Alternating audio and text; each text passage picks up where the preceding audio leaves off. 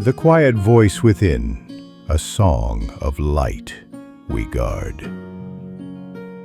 A candle needs the cloak of darkness to reveal its fullest beauty, for only in the hush of silence does a dream find room to sing. The magic of a story lies in the space it creates, a timeless pocket where characters grow into themselves, and as they do, so too does the storyteller, humbly, patiently, alongside them. Where wholeness gives way to contrast, from the space between opposites comes the first flicker, a choice, a question, a spark of potential. The Big Bang, where first there was a word, giving rise to light, bathed in beauty's gentle glow. A word became a song we named love. This spark is what we are here to follow, for a word becomes a story becomes a song as old as time. And so began this telling, not from perfection, but from the crack between worlds, where meaning stirs and stories rise. For wherever there is longing, there is a beginning, there is becoming. If we're very lucky, we cross paths with a storyteller still in touch with the child within, the one who keeps asking, keeps listening, keeps wondering. And once in a great while, if we are even luckier, we meet an old soul who carries stories like seeds, like a gentle walk beside the child they never lost sight of. For in a very special story, there lives a quiet promise that by tending to what is fragile, curious, and unseen, we might discover not only who we are, but who we have always been. Every war is first lost in the soul of a single man. What burns outside is only the echo of a battle already surrendered within. And even if the flames still rage, the next great conflict waits patiently, needing only enough weary, defeated hearts to feed its false flame. Our king ruled from high above, wrapped in gold and ceremony. His throne did not rest on stone, but on the weary backs of the unseen. He believed it safer to be feared than to be truly seen, and so he drowned out every voice but his own. He thought power lay in command, not in listening, for tyrants fear even the breeze, lest it carry the whisper of justice. For a flame fed by falsehood offers only false comfort, the harsh roar of smoke that blinds the eyes and silences the gentle whispers of truth. The king summoned 2 weavers, not merely for cloth, but for something far rarer, confirmation. They were ancient dividers, 2 pairs of hands spinning different threads from the same shadow, crafting illusions for the fearful and hopeful alike.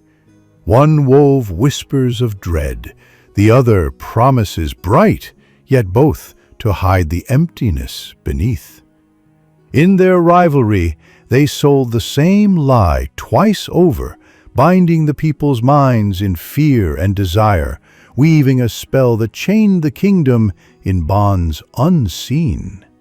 The weavers knew well, in a kingdom like that, manipulation is the finest trade of all. What they offered was no true cloth, but faith spun from hollow splendor, crowns, badges, robes, not woven to reveal, but to blind. And so it was then, as it remains today, heavy with pride yet hollow at heart, the king cloaked himself in empty faith, and thus became the first to bow before his own lie. Magnificent, he breathed, and his advisors, eager to shield themselves, hurried to echo him. What masterful craft! A robe worthy of a god! So they dressed him in pure illusion, woven from vanity, stitched with fear, hemmed in pride. Then they made ready for the grand parade. The king walked naked beneath the open sun, and none dared speak, not the generals, not the priests, not the scribes, not even those with nothing left to lose. Silence ruled louder than any ruler ever could. All chose to remain willingly blind. All, except me. I was nothing more than a quiet voice within, a child he long denied, soft as the wind at dawn. But this time, even hidden among the chorus of his own thoughts, I found the courage to call out, not to wound, but to awaken, to restore harmony.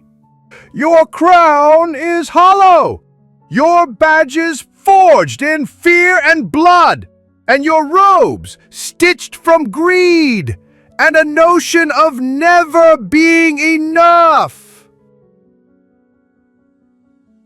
My words rang louder than trumpets. Some gasped. Some laughed. Many looked away. Alone, I bore the weight of that spoken truth. Yet in speaking, I planted a seed, an itch that would burn each time eyes met false faith, the faith in authority forged by his own hands, an itch to remind them again and again that no lie, however finely spun, can ever cover the emptiness beneath. That night, I was exiled once more, not by the king, but by the turning away of those I once belonged to. Banished not for lying, but for speaking truth. Tending to a herd of sheep became my humble gift to others. A quiet work that taught me patience and presence. A gentle rhythm that beat in time with the land's own breath. In that stillness, I found refuge from noise and fear. A place where care and connection blossomed like wildflowers scattered across an untamed meadow. In time, I was no longer pointing at power, but became the one who listened. To the wind, to the grain in the soil, to the sheep. Learning to see the worth in nature and all she so gracefully offers. Years passed like rivers. Then something strange happened. The king left his palace. No crown, no guards, no servants or maids, just a man in a thin cloak walking away from stone walls, jeweled halls, and soft comforts. Something had taken root within him, a fragile thread pulled by an inner voice, beginning to unravel the royal cloak he hid behind. Fearing rebellion from others, he never rebelled against his own ego. His robes no longer warmed him. His gold no longer glowed. His badges no longer spoke of courage. Each garment was a reminder of the lie, and every night he trusted himself a little less. Until one day, without command or counsel, he walked out into the wide world where no one bowed and nothing pretended. Down in the town, the people felt the change too. The thread I pulled began to unravel, the heavy veil that had long trapped them in a web of lies, a weight so heavy no one should ever have to carry. For the first time, they had a chance to reconcile with themselves and each other. In that chance, their vision grew clearer. With central command gone, null and void, they reclaimed their own attention, and with that attention began to shape better intention. Soon enough, they discovered something timeless, that before any law is written, before any banner is raised, there must first be a dreamer. And so they began to see the old role reborn among them, the one who dares to dream aloud. And slowly each found the courage to listen inward and glimpse the quiet dreamer waiting within themselves. They stopped seeking strength in crowns, badges, and robes to prove their worth. They realized courage wasn't the absence of fear, but the strength to face it. People found a new kind of faith, not in empty symbols, but in the real, everyday support they gave and received. It wasn't a shield to hide behind, but something true, something that gave them hope and strength. And instead of empty support, they found love, a love that bound them as brothers and sisters, a care that carried them forward together. And the king wandered through fields, through forests, until he reached the high mountains, where the wind speaks only what is true. There, in the high mountains, he heard a voice, not commanding, but singing, not a call to bow, but a call to share, to listen. And there I was, singing to the mother who cares for all.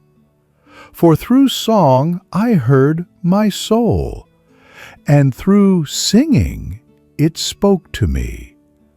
Fear not, my son, for you are held in beauty's quiet embrace, spun into the secret thread that binds all things. Once there was a word, but your beauty turned it into a song. Let it echo more than a word, for it was always meant to be a song.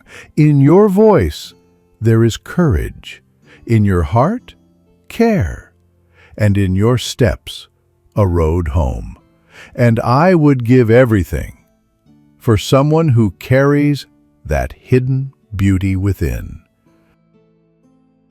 From the valley a figure appeared. Your voice is strong. Your song is beautiful. Are you happy? He asked. I am, I said. Then give me your shirt, he said. They say the shirt of a happy man can cure the sorrow of a king. I looked at him, not with scorn, but with the quiet stillness of one who has heard the forest speak. I cannot give you this shirt, I said softly. It is the only one I have. The sheep gave their wool, the trees gave tools, the stream cleaned it, the sun and wind dried it, the hills guarded us as we made it. It was made not just by hands, but by a way of living. It was earned. It made a man out of a boy. The king sat down, his shoulders heavy with weariness. Then I am lost, he said. You are not lost, I told him gently. Peace is not a gift given. It is a garden to tend. You must learn its language. Go back, not to your throne, but to the earth. Listen to those you once ruled but never heard, the people, the animals, the land itself. Let them teach you a new song, their song. Live among them, not above them. Hear their voices, and in the quiet, let silence answer back. If they choose to walk with you, perhaps one day, a shirt will be woven for you too. And so the king stayed. He lived in the hills. He learned to carry buckets, to plant seeds, to sit still. He listened to lambs bleat, to fire crackle, to a widower humming over furrows. And he listened to the boys sing, not for applause, but for the wind, the sheep, and the morning light. And slowly, sorrow left his bones, and the silence embraced him like a long-lost friend. His hands grew rough, his heart soft. The king lived quietly among them, learning the language of the land and the rhythm of simple days. He saw a boy savoring an apple with more joy than he had ever found in meals prepared by chefs flown in from distant lands. He stood there as family and neighbors gathered around an old woman, silver hair, kind hands, and a laugh that once softened the hardest days, celebrating her life in her final hours while his high priest died alone. And once, in a quiet village, he saw a strong man weep over chickens lost to rats, a sorrow more honest than any tear generals failed to shed for soldiers lost on missions they could no longer name. Something broke quietly inside him, like ice dropped into warm water, which, with a soft crack, melted slowly into the calm of the warmth itself. In the harsh, long winters, he rose before dawn, chopping wood not for himself alone, but so every hearth might feel its warmth.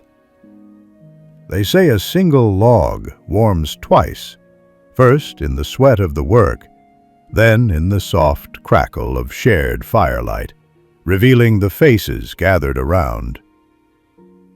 In the heat of summer, he carried water from the spring, holding it gently for children, animals, and weary travelers, letting it flow where thirst called loudest. He learned that water offers life to all, just as kindness, kept only for oneself, turns stale. Yet, poured freely, it refreshed not only the thirsty, but the giver too, drop by gentle drop. He saw that each day's work, though simple, was an act of creation, shaping both the world and the heart, stroke by stroke and step by step. Villagers wove a shirt for him, not of gold or silk, but of wool and care, stitched with the quiet gratitude of those he had stood with. Weaving, they sang, "I am you, and you are me.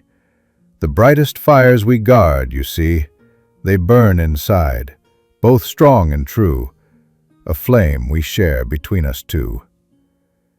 He wore the shirt, not as a king, but as a man whose worth was the worth he saw in others, for only by seeing them could he see himself. It was plain, it was warm, it wasn't royal, it was real. He never returned to his palace. But people still came, not to kneel, but to seek wisdom, to sit beside him, to speak, to listen. From time to time, the old king crossed paths with a wanderer whose eyes held a quiet spark, a heart gentle enough to care for what is small, a vision set on horizons few dare to name, and a will not bent by fear or weariness. In such openness, he found someone who did more than listen, someone who felt each word with the whole of the heart. And like many who had traveled the long road, the king shared an old counsel. As 9 rivers flow, joining in one sea, the lost path crosses 9 ancient giants, each guarding a song of its own. Whoever gathers all 9 songs holds not just the key, but senses where the hidden door waits and what stirs behind it. And I am the conscience that once dared to name the nakedness, the witness who tied truth to tale. I had to retreat, to learn to listen, to find the song within the silence.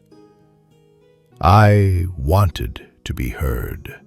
I wanted to be smart. But in the end, I needed to learn how to sing. And this story lives because truth cannot walk alone. It needs a soul, a willing witness, a pure heart to carry love's song across generations. A song of every man's worth, a worth rooted deep in his nature, a worth that fear will hide again and again behind yet another mask,